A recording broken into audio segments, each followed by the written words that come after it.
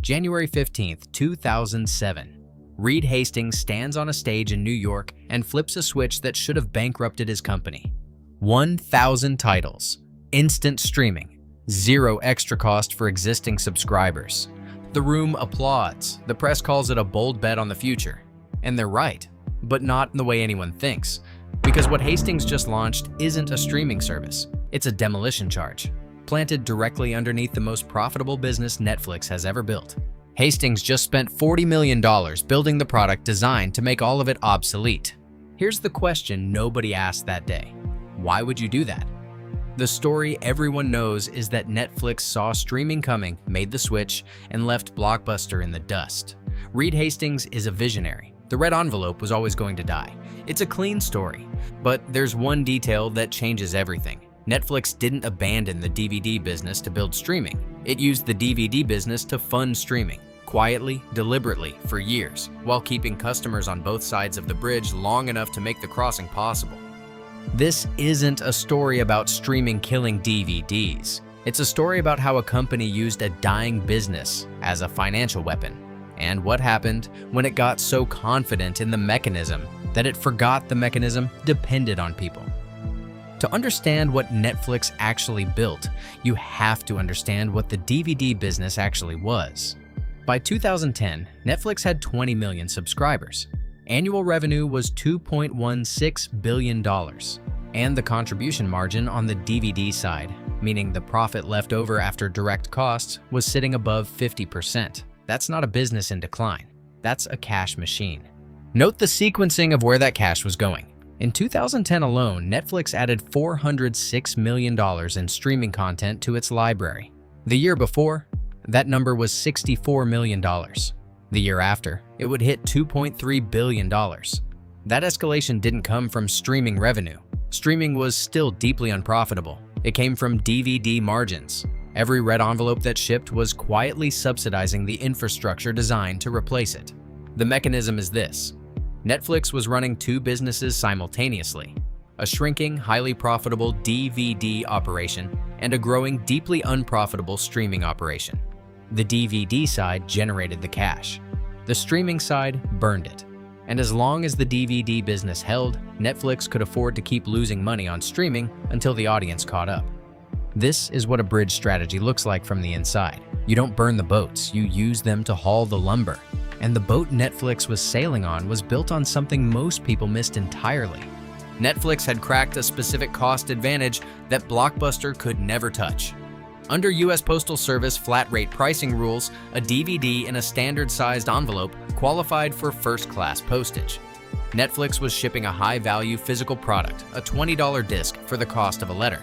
At peak, they were the fifth largest USPS customer in the country, running millions of discs per week through 60 distribution centers. That's not logistics. That's legal arbitrage hiding in plain sight. Blockbuster, meanwhile, was suffocating under the fixed costs of 9,000 physical storefronts. Rent, staff, electricity, local taxes, all of it bleeding out regardless of how many customers walked through the door. Netflix had no storefronts, just envelopes. But Hastings wasn't just playing offense. He was running out of time. Just 2 months before Watch Now launched, Blockbuster had rolled out its Total Access program, letting subscribers swap online rentals for in-store pickups, cutting wait times and closing the convenience gap. The competition was adapting. Netflix had to flip the switch on streaming, or risk being overtaken by the very giant it was slowly starving. So the bridge went up. DVD profits funding streaming losses. Two businesses feeding each other. The model was working. Then Reed Hastings decided to sprint across it. July 12, 2011, Netflix sends an email. No press conference, no warning, no grandfather clause for existing customers. Just a blog post from VP of Marketing Jesse Becker explaining that the combined DVD and streaming plan, the one customers had been paying $9.99 a month for, was going up, way up. The new math, $7.99 for streaming, $7.99 for DVDs, separately, a total of $15.98 a month. That's a 60% price increase, effective immediately for new subscribers and in September for everyone else. Reuters ran the headline the same day. Netflix raises DVD streaming plan price by 60%. The official explanation was clean. The company wanted to better reflect the costs of each service and give members a choice. Reasonable on paper. But there was a second layer to this that nobody in the press was talking about. The DVD business was still generating a massive 52.4% contribution margin, while the streaming side was burning through cash at an incredible scale. Netflix had committed $2.3 billion to streaming content that year alone, which meant the DVD profits were effectively masking the streaming losses on the balance sheet. This entanglement was becoming a major problem for how the market valued the entire company. By separating the pricing, Hastings was trying to ring-fence the streaming losses, force the two businesses to stand on their own financially, clean up the accounting. It was a rational move for a CFO to make. It was a catastrophic move for a CEO to make without telling customers why. 800,000 subscribers canceled in Q3 2011. The stock had been sitting at $300 a share in July. By November, it was at $77. A 75% wipeout in 4 months. The bridge was cracking. Then, on September 18th, Hastings made it worse. He sent an email to subscribers at 1:32 in the morning. Subject line, an explanation and some reflections. The opening line, I messed up. I owe you an explanation. The apology was real. The plan attached to it was not. Hastings announced that Netflix was splitting into 2 separate companies. Streaming would stay at Netflix.com. DVDs would move to a new website called Qwikster. Separate logins, separate billing, separate queues. If you wanted both, you'd manage 2 completely different accounts on 2 completely different platforms with no shared data between them. He framed it as liberation. 2 focused businesses, each free to grow without dragging the other. Streaming and DVD are becoming 2 different businesses, he wrote. We need to let each grow and operate independently. What he didn't say. The 800,000 people about to cancel apparently just needed 2 websites to calm down. The execution made everything worse. The Qwikster Twitter handle wasn't available. It was owned by a user whose profile photo was Elmo smoking marijuana. Netflix had to negotiate to get it. That detail alone told you everything about how thoroughly this had been thought through. Hastings also announced that Qwikster would add video game rentals. Wii, PS3, Xbox 360. Something customers had asked about for years. He was trying to sweeten the split with a new feature. But customers weren't asking for video games. They were asking for an apology that didn't come with a $6 price hike and a second password to remember. The backlash wasn't just noise, it was structural. Analysts started asking whether Hastings understood his own customer base. Competitors started circling. Amazon was building Prime Video. Hulu was growing. The window of goodwill that Netflix had spent years accumulating was burning fast, and the fire was coming from inside the house.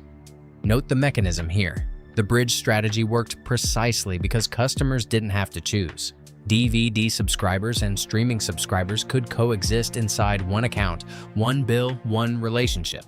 The moment Hastings forced them to choose, the moment he made the transition visible and painful and expensive, the load-bearing assumption of the entire strategy collapsed. Customers weren't on Netflix's bridge because they understood the long-term plan. They were on it because it was easy and cheap and familiar. The second it stopped being any of those things, they walked off. October 10th, 2011, 23 days after the Qwikster announcement, Hastings killed it. It is clear that for many of our members, 2 websites would make things more difficult, he wrote. This means no change. 1 website, 1 account, 1 password. In other words, no Qwikster. The bridge didn't collapse, but it had come as close as it ever would. But here's what the reversal actually revealed, and what post-mortems on Qwikster still miss. Hastings didn't just reverse a bad decision, he discovered something the financial architecture had never revealed. The load-bearing wall of the entire bridge strategy wasn't the DVD margin, it wasn't the content spend, it wasn't the pricing structure or the distribution network or the USPS deal, it was customer trust. And Qwikster had nearly taken it down in 23 days. Netflix didn't push subscribers towards streaming, it let them walk. DVD subscribers declined from 14 million in late 2011 to under 3 million by 2023, on their own terms, at their own pace. The DVD side was still generating $194 million in contribution profit in Q4 2011 alone, at a 52.4% margin. That cash kept funding the streaming operation. The bridge held precisely because Netflix stopped trying to collapse it on a schedule and started respecting the people standing on it. Then came the move that closed the strategy permanently. In 2013, Netflix committed roughly $100 million to produce House of Cards exclusively. 2 full seasons, up front, before a single episode aired. At the time, most analysts called it reckless. It wasn't. It was the final consequence of what Qwikster had exposed. Because up to that point, Netflix was a renter. It paid studios for the right to stream their content. Studios controlled the supply. Studios set the price. And as Netflix grew, studios started raising that price because they understood exactly how dependent Netflix had become on their libraries. The leverage was moving in the wrong direction. The bridge had a second weakness. The studios could pull the floor out whenever they felt like it. House of Cards didn't just give Netflix a hit show. It gave Netflix content that no studio could pull, reprice, or hold hostage. It bought its way out of pure dependency. The DVD war chest, built over 15 years of red envelopes, funded the pivot from renter to landlord. September 29, 2023. The last red envelope shipped. No press conference, no stage, just 5 distribution centers mailing out their final discs and closing the doors. 25 years, over 1 billion discs, $16 billion in cumulative revenue, the booster rocket that got Netflix into orbit, and then fell back to Earth. Here's what it actually cost Netflix to understand the mechanism. Netflix spent 4 years building a bridge that worked. DVDs funding streaming, customers moving at their own pace, the margins from one side absorbing the losses of the other. The architecture was precise. The sequencing was deliberate, and it was working. Then Hastings tried to optimize the crossing, forced the timeline, separated the accounts, raised the price without warning, and in 8 weeks destroyed more customer trust than 4 years of careful strategy had built. The Qwikster disaster didn't happen because the plan was wrong. It happened because Netflix confused understanding the mechanism with controlling it. They knew how the bridge worked. They forgot that the bridge only worked because people chose to stay on it. You can build the most precise financial architecture in the history of your industry. You can sequence the transition perfectly, fund the future with the past, and time the crossing to the quarter.